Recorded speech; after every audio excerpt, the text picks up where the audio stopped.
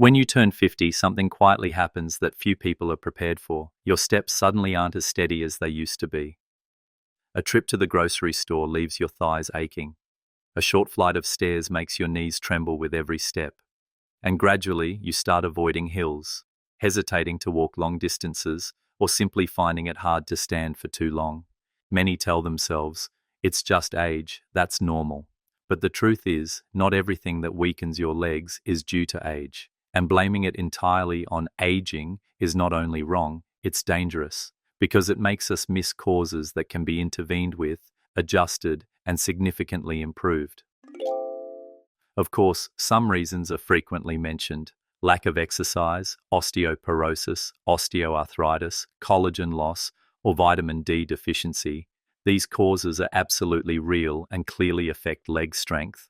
But if you've been exercising regularly, eating enough nutrients, taking vitamins, and your legs are still weak, still tire quickly, still can't maintain balance when standing for long or changing direction suddenly, then perhaps the answer lies elsewhere.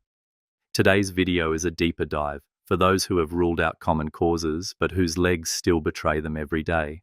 And in that in-depth section, there will be 4 very common but often overlooked causes. They don't cause pain, no swelling, but they silently erode muscle strength, shorten your stride, and make you more prone to falls without understanding why.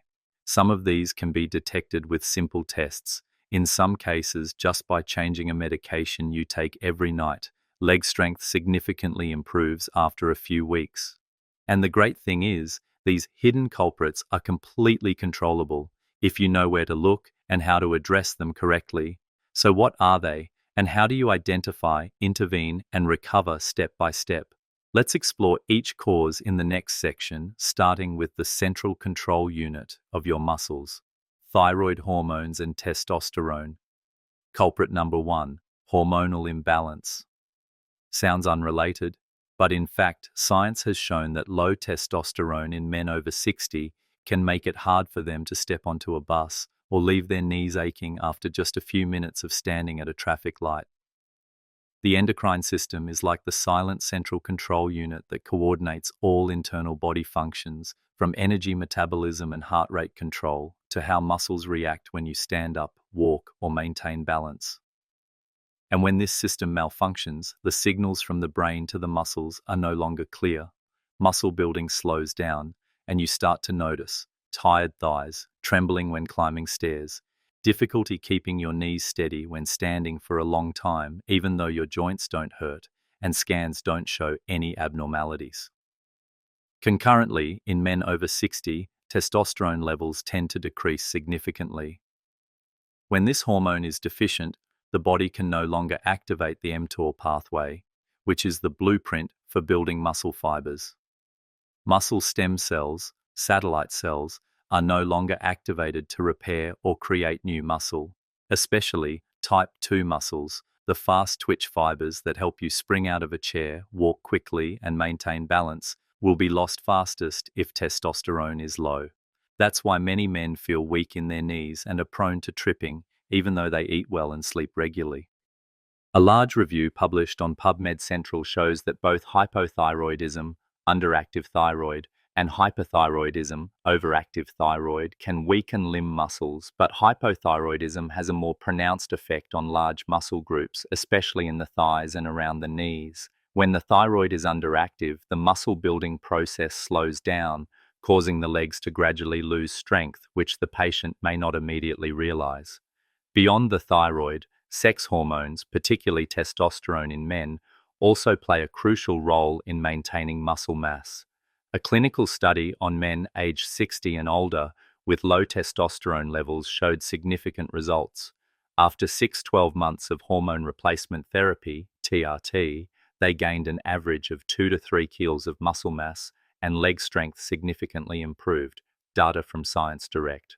Notably, the knee extension force, the strength when extending the leg, increased with each adjustment of testosterone.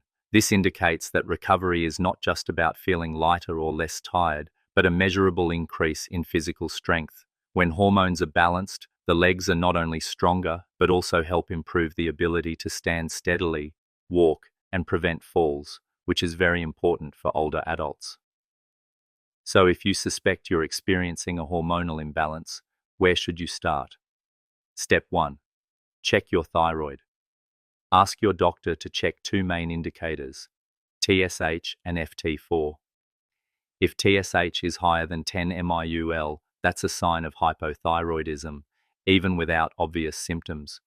This often requires treatment with a low dose of levothyroxine, around 12.5 to 25 micrograms per day, then gradually increasing it.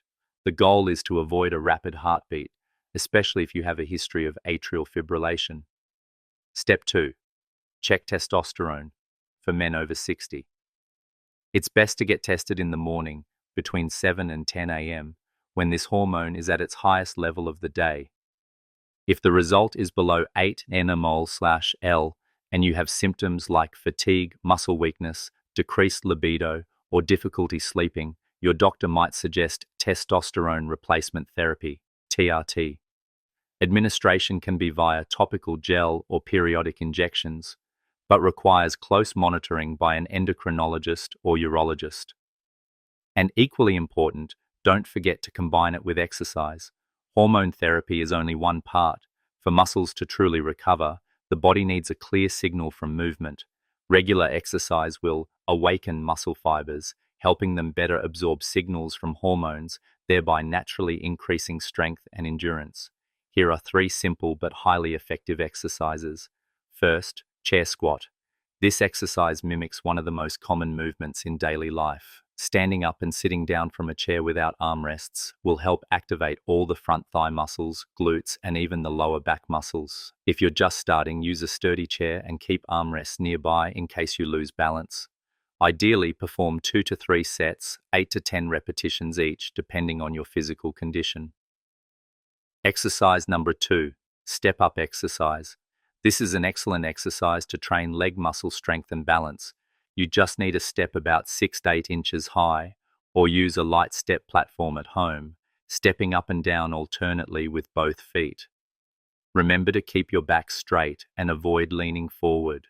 This exercise not only strengthens muscles but also improves flexibility in the hips and knees, areas that tend to weaken with age. Exercise number 3, balance. Hold with light weights.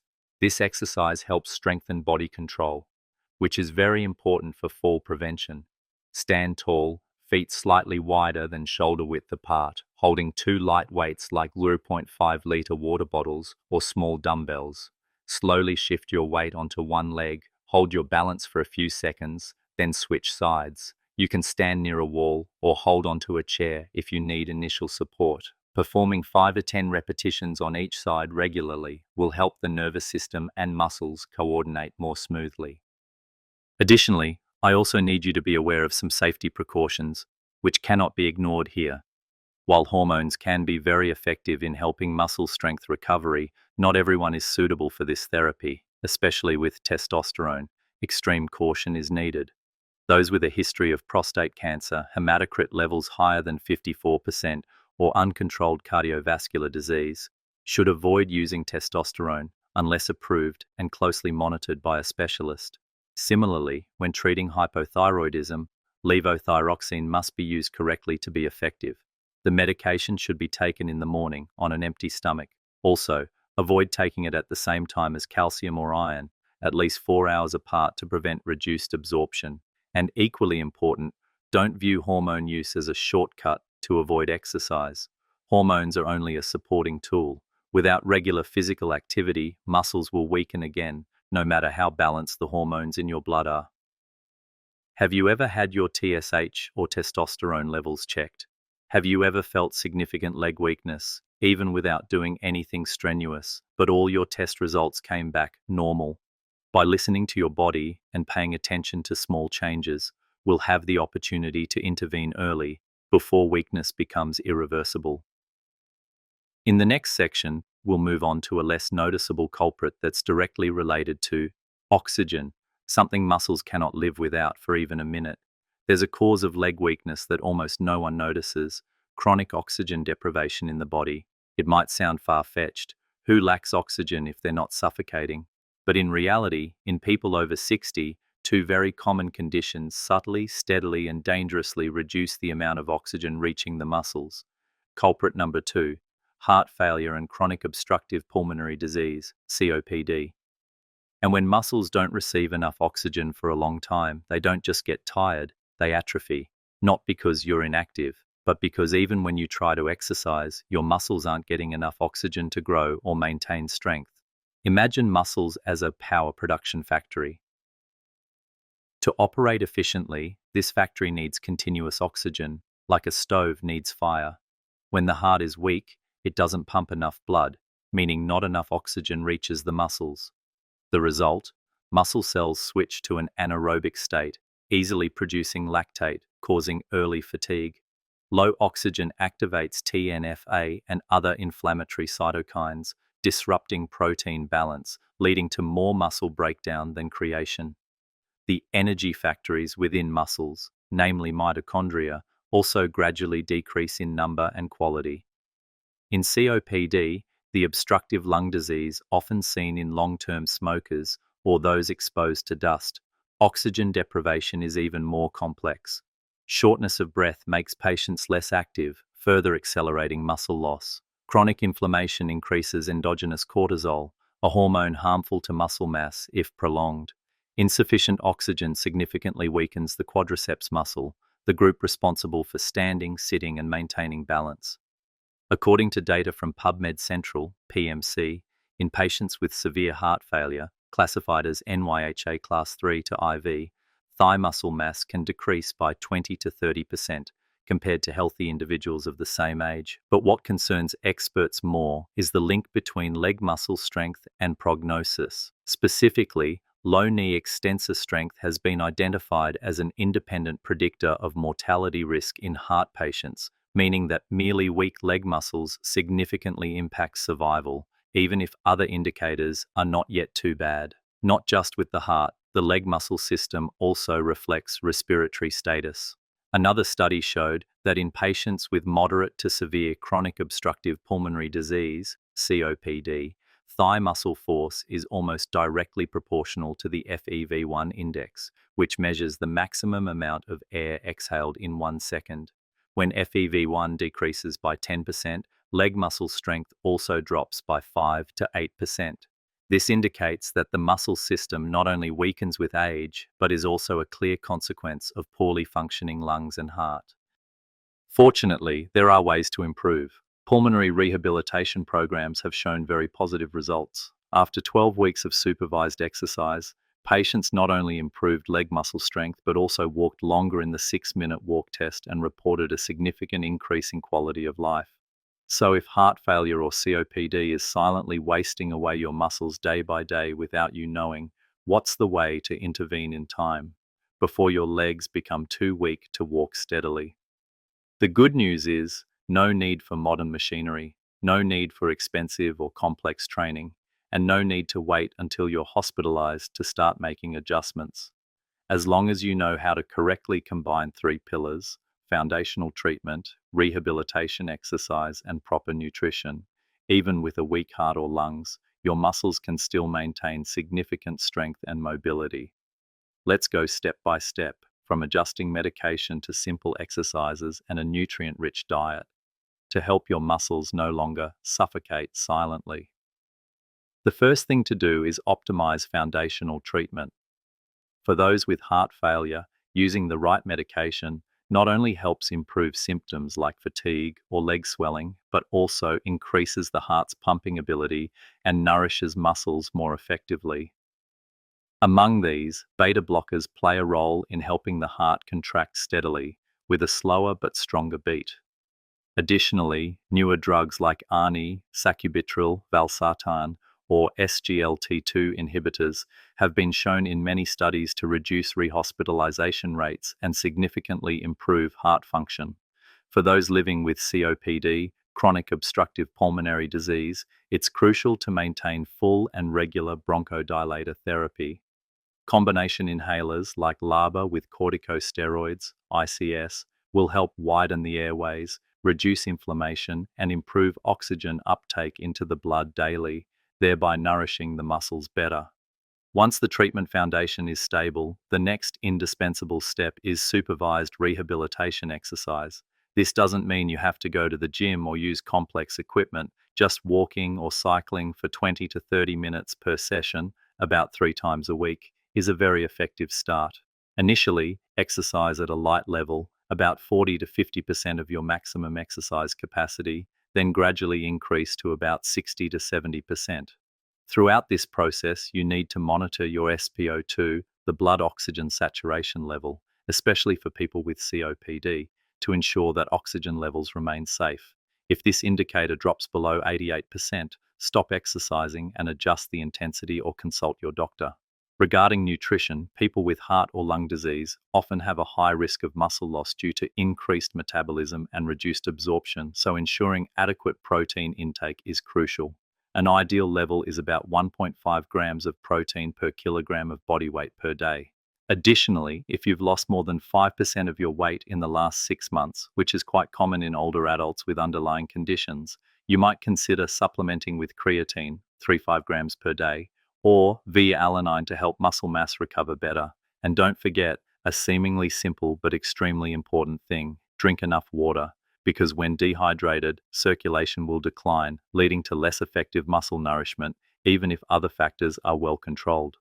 However, when starting any rehabilitation plan, whether it's light walking, protein supplements, or new medication, one thing should never be overlooked: safety. Because for older adults with underlying cardiovascular or respiratory conditions, even a small overlooked detail can cause sudden fatigue, oxygen drop, or even collapse during exercise. Therefore, before applying, you need to understand the simple but very important monitoring principles below, so that each step is not only stronger, but also steadier and more secure. Measuring SpO2 during exercise should not be underestimated, especially for those diagnosed with moderate or severe COPD. If you feel dizzy, experience a drop in blood pressure, lightheadedness, or irregular heartbeat during exercise, stop immediately and inform your doctor. These could be warning signs that require treatment adjustment. Additionally, a frequently overlooked issue is functional iron deficiency, which is common in both heart failure and COPD patients. Even if blood ferritin levels are within the normal range, iron may still not be sufficient to produce red blood cells if TSAT, transferrin saturation, an indicator of iron transport capacity, is low.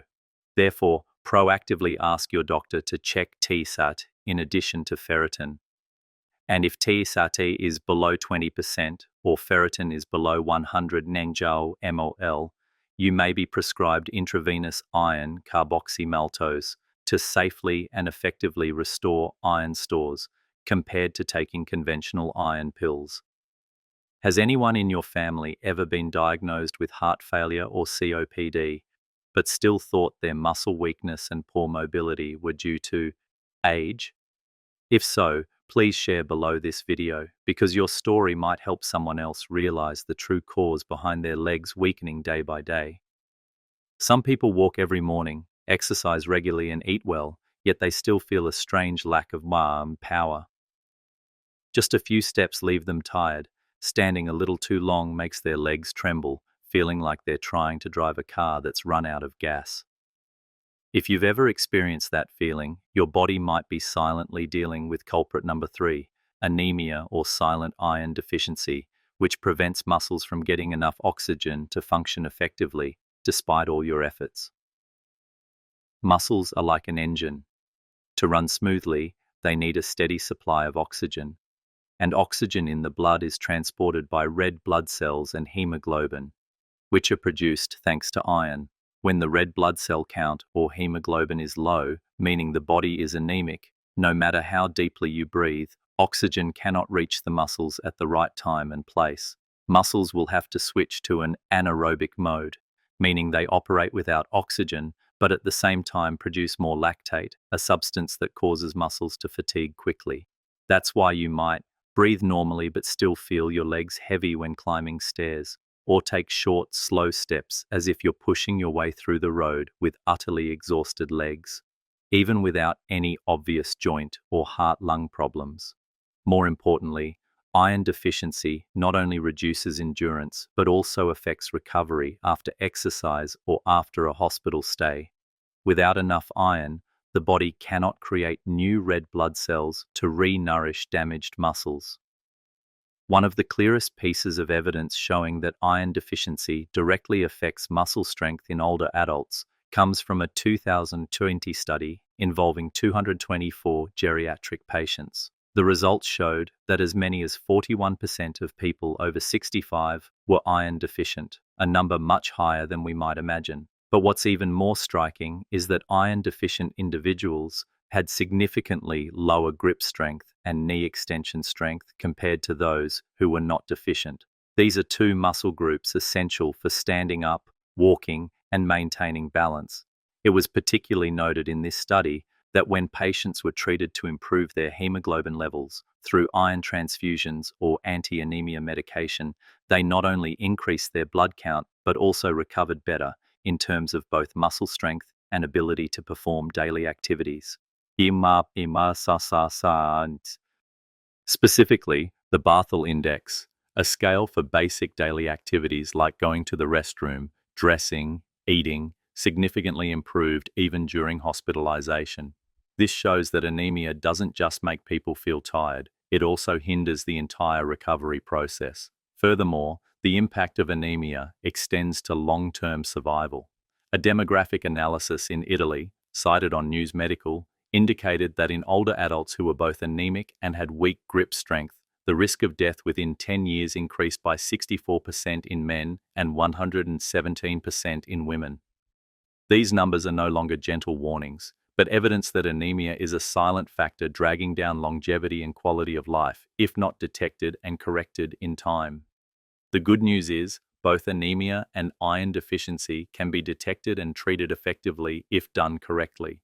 There's no need to wait until you're dizzy, fainting, or severely oxygen deprived. You can take proactive steps early.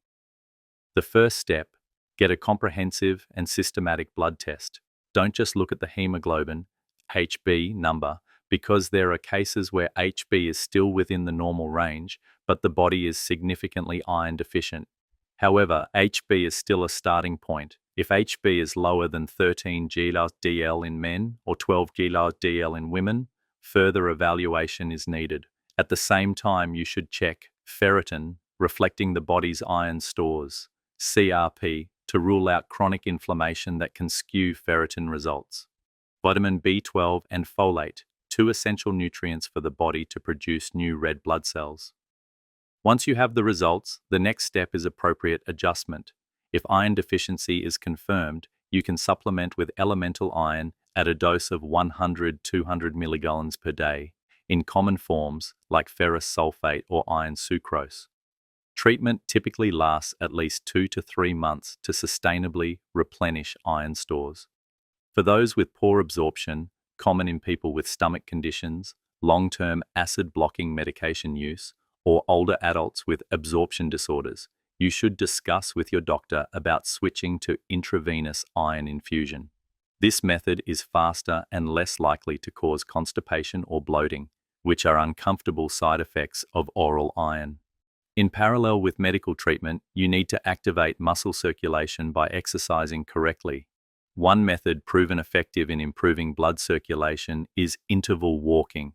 Walking intermittently at a fast and slow pace, specifically 2 minutes of fast walking increasing heart rate and blood flow, then 2 minutes of slow walking for recovery. Repeat this cycle 5 times. This type of walking doesn't exhaust muscles like heavy exercise, but it's still strong enough to stimulate the heart to pump blood better and distribute oxygen to every muscle bundle, even if HB is still low.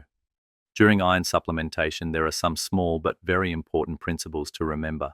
Absolutely do not take iron with coffee, black tea, or calcium-rich foods, as they significantly hinder iron absorption. Ideally, take iron at least 2 hours away from these beverages and combine it with 250 milligrams of vitamin C to increase intestinal absorption.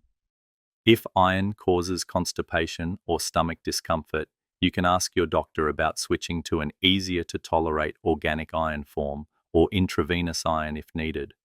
And the last thing, but no less important, always question the root cause of anemia. Especially in older adults, anemia isn't just about poor diet. It could very well be a silent consequence of gastrointestinal bleeding due to stomach ulcers, colon polyps, or long-term aspirin use. If the root cause isn't found and addressed, all supplementation efforts will only be treating the symptoms. But sometimes, even with sufficient oxygen, no blood deficiency, a reasonable diet, and regular exercise, legs are still weak and steps are still unsteady. So what else could it be? The answer might not be in your body, but in the medicine cabinet by your bed. Yes, there's another culprit, more subtle, harder to recognize, but it directly interferes with the nervous system controlling movement. It doesn't cause pain or rapid muscle atrophy like an illness, but it slows down leg reflexes, impairs balance, and makes every step alarmingly uncertain. And that is sedatives, sleeping pills, and prolonged use of certain neurological treatments. The alarming thing is, these aren't unusual medications. On the contrary, they're very familiar.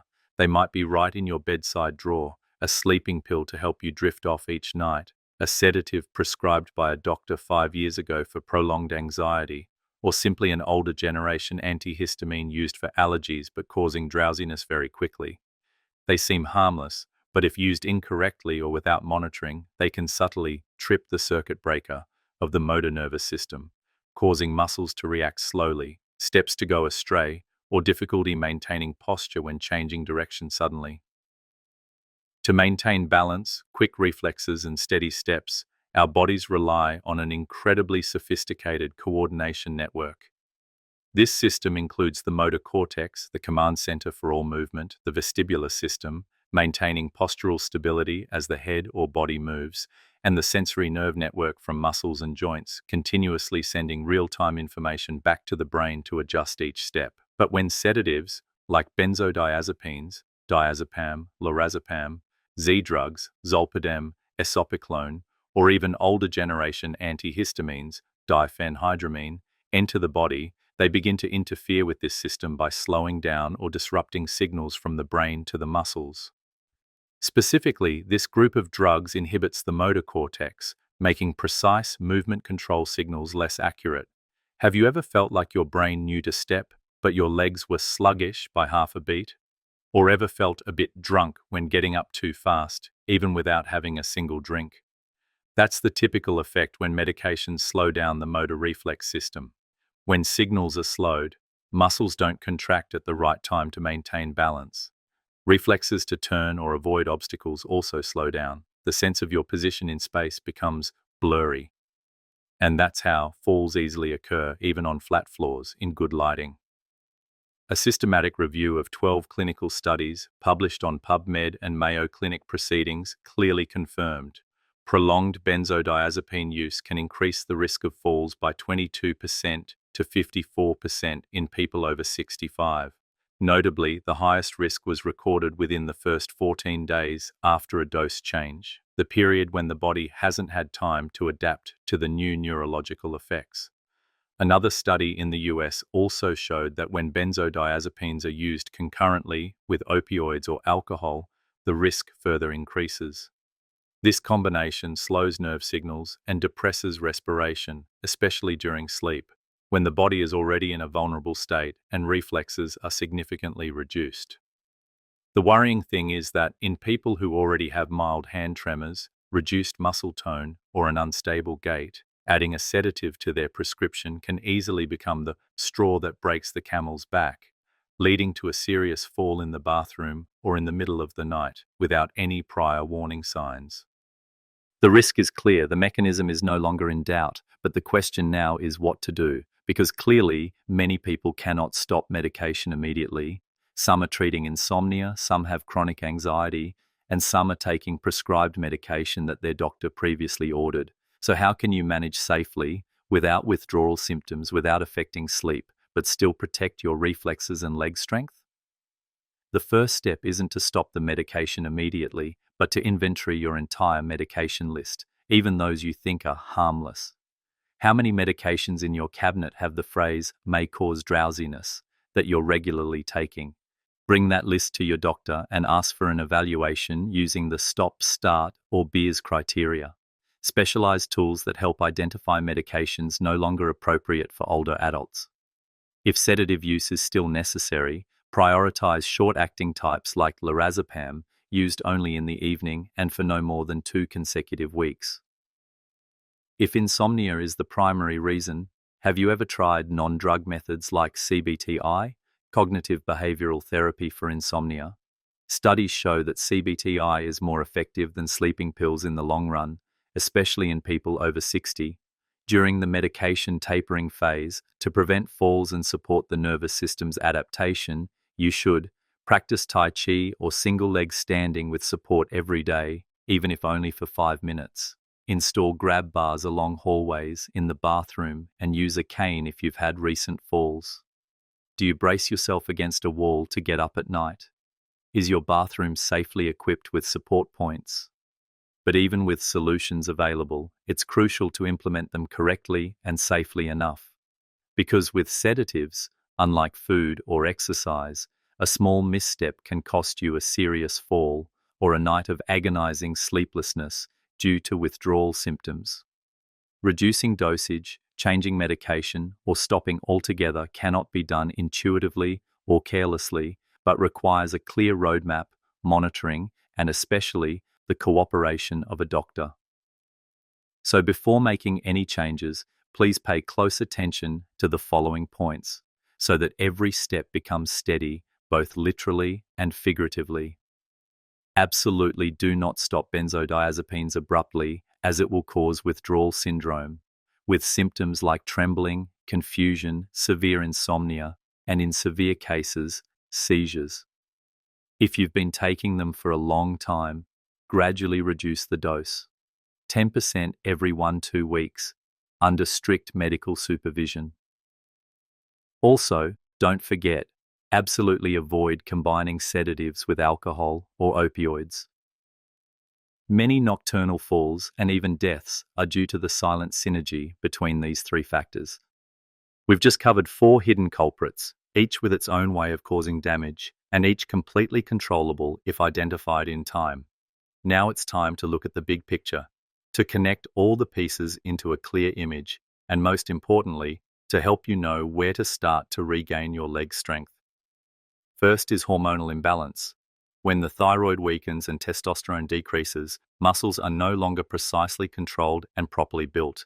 You can check this with TSH and morning testosterone tests. Second is chronic oxygen deprivation due to heart failure or COPD, causing muscles to gradually atrophy because they don't get enough oxygen, even if the patient tries to exercise. SpO2 and respiratory function need close monitoring. Third is anemia or iron deficiency, making each step feel like trying to drive a car with an empty fuel tank. Just a blood test for Hb, ferritin, and TSAT can detect it early. And fourth, seemingly harmless, is medication, especially sedatives, sleeping pills, and older generation antihistamines, which, when used long-term without control, can trip the circuit breaker of motor reflexes. You can see that just one overlooked factor is enough to gradually weaken leg muscles, make steps unsteady, and significantly increase the risk of falls. But if detected in time and acted upon correctly, everything can be recovered. Effective solutions don't come from a single thing. Instead, it must be a combination of 3 solid pillars: optimize underlying conditions, adjust hormones, heart and lung function, blood, and current medications, adequate nutrition, ensure quality protein, iron, B12, zinc, and vitamin D, regular resistance training, appropriate for age, targeting the right muscle groups, and consistently over weeks. And when all 3 are strengthened, your legs will not only walk steadier, but also bring you back to your favorite activities, evening strolls, climbing stairs without holding on, or simply getting up from a chair with just a gentle push from your own legs. If you've ever felt your legs weakening but didn't know why, perhaps today the answer has become somewhat clearer. Maybe it's hormones, maybe it's anemia, or simply it's a pill you thought was mild. So now is the time to act gently but consciously. Have you ever had your TSH, testosterone, or ferritin tested? Have you ever reviewed the list of medications you've been taking in the past 6 months? If you notice any signs similar to those in the video, please share them in the comments section so others can also be supported. And if you find this content useful, don't forget to subscribe to the channel for more in-depth, scientific, and relatable guidance on muscle, bone, and circulatory health for those aged 60 and above. Legs after 60 are like a light shining through a thin layer of fog, no longer as brilliant as in youth, but still strong enough to light the way if the long accumulated dust is wiped clean. That dust is malfunctioning hormones, lack of oxygen, thin blood, and a forgotten pill in a long prescription. But once you see it and start wiping it away step by step, with tests, adjustments, adequate protein intake, and regular exercise, that light will gradually shine brighter again. May every step you take be steady. May you wake up every morning without needing to brace yourself against a chair to stand, and may you feel every day, this body is still cooperating with me.